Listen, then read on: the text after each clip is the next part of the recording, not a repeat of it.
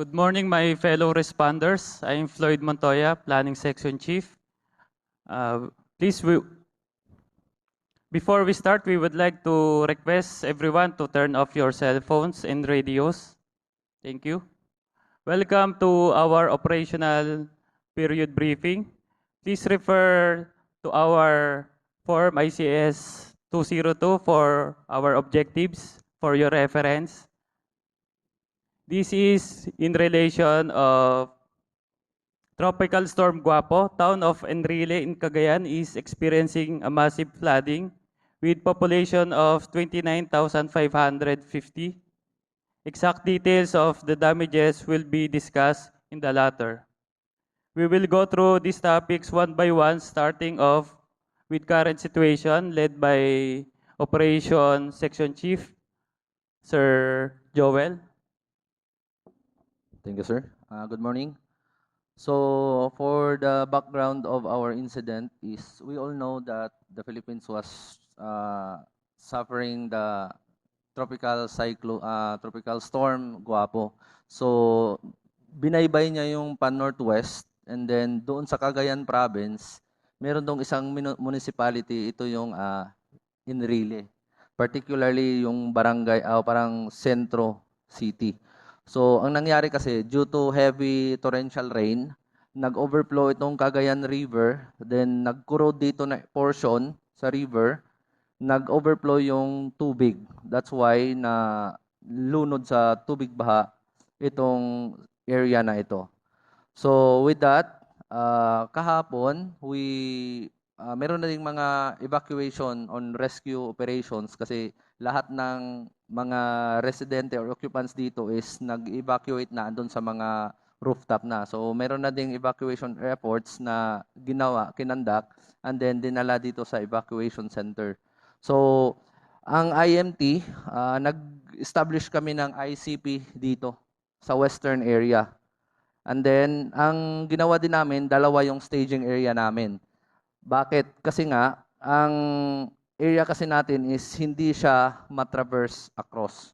That's why for the convenience of our responders and then accessibility na din, we establish a staging area 2 dito sa eastern side para all resources coming from the east will do their check-in dito na area. Same as dito sa staging area 2-1, dito din yung lahat ng resources from the west will will perform their resource check-in dito sa area na ito. So, as of this time, yan lang po yung situation update. Thank you. Thank you, Sir Joel. For weather forecast, moderate to heavy rains continue. Winds 10 to 20 blowing northwest. Temperature 20 to 22 degrees. And for operational assignments, calling on again Sir Joel to discuss. Okay, thank you. So, with that incident, guided by our objectives na binuo ng IC natin, meron tayong functional groups, okay? Namely, the security, search and rescue, medical, restoration, and then yung camp coordination and camp management. So, mag-roll call muna ako sa mga overhead supervisors. For the security group, headed by Police Colonel Ricardo Dalisay, sir? Okay, thank you. For our search and rescue, headed by James Hetfield, sir? Okay. By the way, in our search and rescue group, we composed 2 strike teams, which are headed by, the first strike team will be headed by John Lloyd, sir? Okay. And for the second strike team will be headed by Derek Ramsey, sir. Okay. So proceed tayo sa third na group. Ang CCM is headed by Kurt Cobain, sir. Okay. For our medical group is headed by Dr. Jose Rizal III, sir. Okay. And for the last is for our restoration is headed by Mr. Pierre, sir. Okay, thank you. So, all responders, take note of your overhead supervisors para kung meron man kayong mga katanungan, sila yung anuhin nyo. Doon kayo mag-report. Okay. For the specific tasking, so una is uunahin ko yung search and rescue because you are the responders and parang kayo yung main actor for this incident. So, ang ginawa namin, remember kanina, sinabi ko is meron tayong 2 strike team para sa search and rescue. With that strike team, meron tayong single resource na kasama kada strike team. Una dyan is yung search and rescue lang, tapos yung ambulance. Kasi yung strike team po natin is composed of 3 resources of WASAR team. Kasi nga, we all know that flooded area po yan. Kailangan po ng mga good swimmers talaga yan, yung mga sa WASAR. Okay. So, di ba, 2 po sila. Ang ano natin is, the strike team 1 will conduct WASAR from the west side papunta sa east side. And the other strike team is from the east side papunta sa west side. So, bale, simultaneous silang mag-conduct ng operation until mag-meet up sila dito sa bandang gitna. Itong Aguinaldo na street. Okay. Yung ano natin, yung ambulance natin na standby, each strike team is andito lang po sila sa mga ligtas na lugar. For in case, kung meron man silang yung na-rescue ng mga WASAR team at saka search and rescue natin, sila po yung ambulance na magta-transport. Whether i-transport natin sa evacuation or i-transport natin sa nearby hospital natin, which is the St. Paul Hospital. By the way, coordinated na po yung hospital na yon. Alam na po nila na sila yung tatanggap kung meron man tayong mga injuries. Yon. Okay? Proceed tayo sa security, yung unang group natin. Ang security po natin is meron tayong 2 resources. So, deployed po, andun sila sa west and then eastern po siya na na portion. So ang responsibilities nyo po is mag-conduct po kayo ng law and order. So i-assist nyo yung mga evacuees natin kung meron mang naglalakad, yun, mag-assist po kayo. Next naman is para sa ating camp coordination and camp management.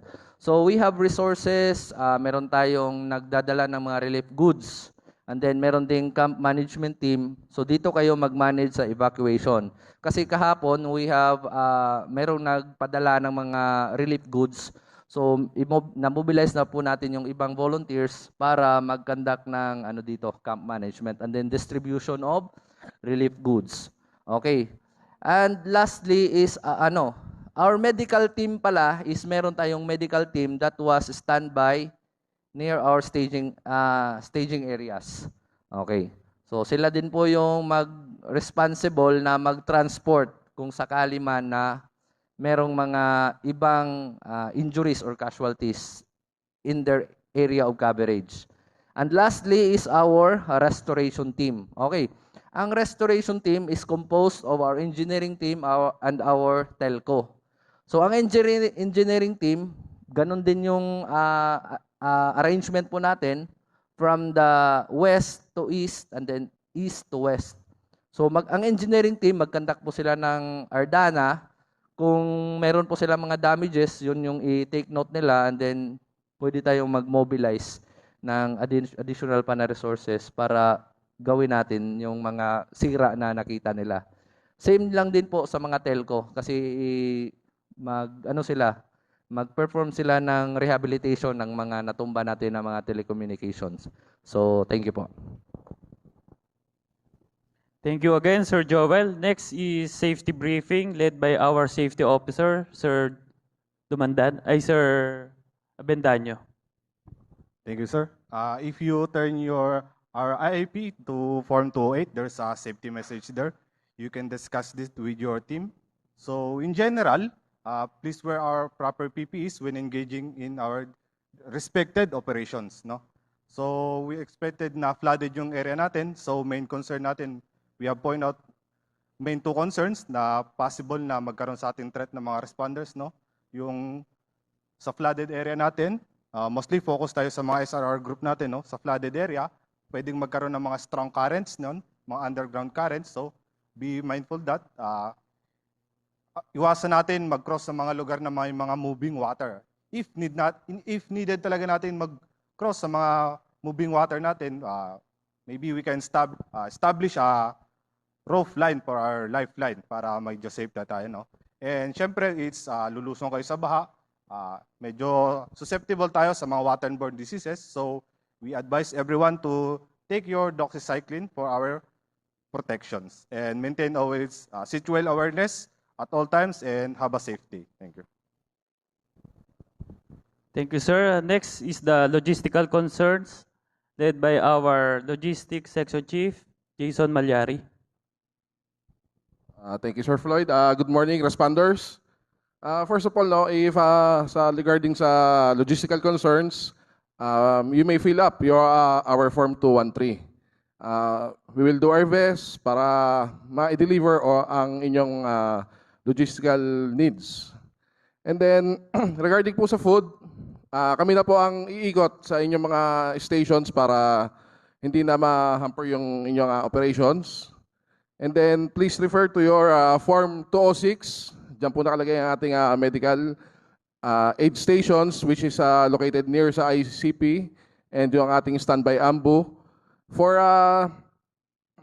minor injuries, pwede po natin silang dalhin, yung mga na-injured na personnel, sa ating medical aid stations. And when it comes to severe po na injure, ita-transport yan ng ating AMBU 1 to our nearest hospital, which is yung St. Paul. And then please refer also to your 205. Yan po yung ating communication plans. Yung may mga designated channels po tayo dyan. Yung command channel po natin is 1, it is designated for our command and staff. And then sa Channel 2, naglagay din tayo ng designated channel for logistics, safety, and sa operations. So if you have any inquiries and concerns, please do na mag-regional na po sa designated channels natin. Thank you. Thank you, Sir Jason. Next is the financial concerns led by our Finance Section Chief, Sir Jay Takiki. Thank you, sir. Good morning. About sa financial concern po natin, naglaan po si Mayor ng 150 million para sa ating in-relay flooding incidents. And meron po tayong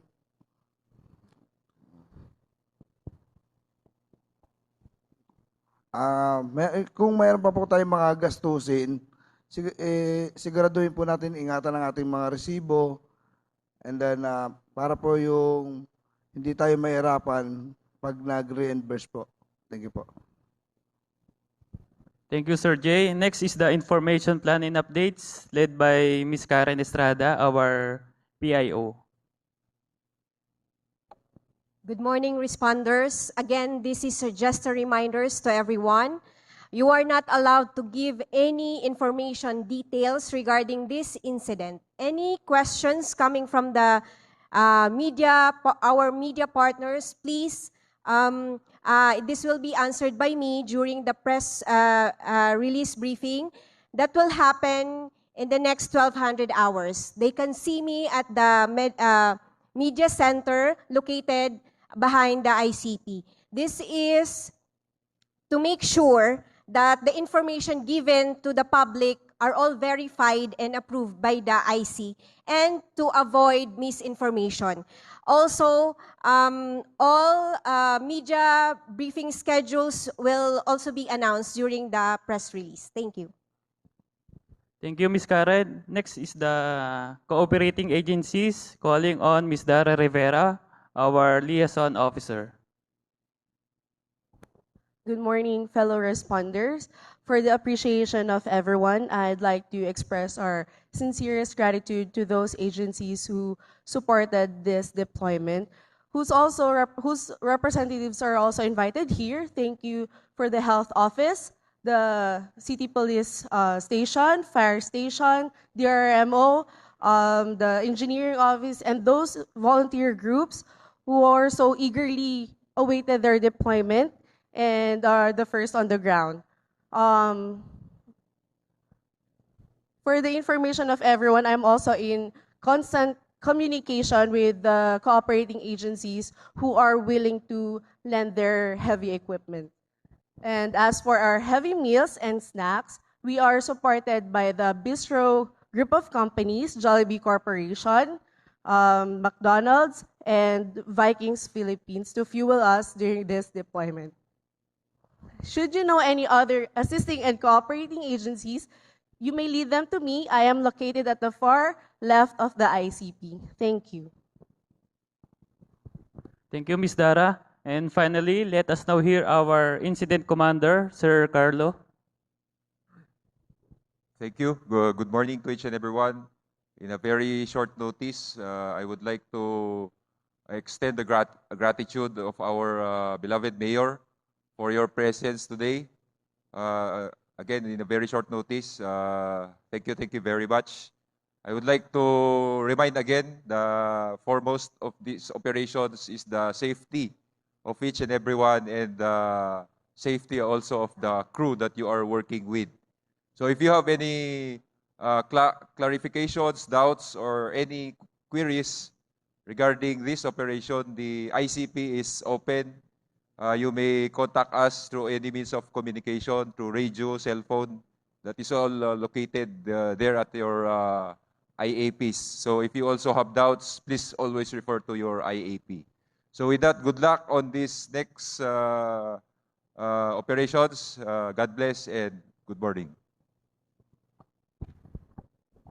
Thank you, Sir Carlo. And that concludes our operational period briefing. You may now turn on your mobile phones and radios. Please proceed to your respective breakout rooms. Yung mga CCM dito po sa table 1. For the SSRR team, dito po sa table 2. Sa restoration, table 3. And for the medical group, table 4. And thank you po. Magkita-kita po ulit tayo sa next operational period briefing. Thank you po.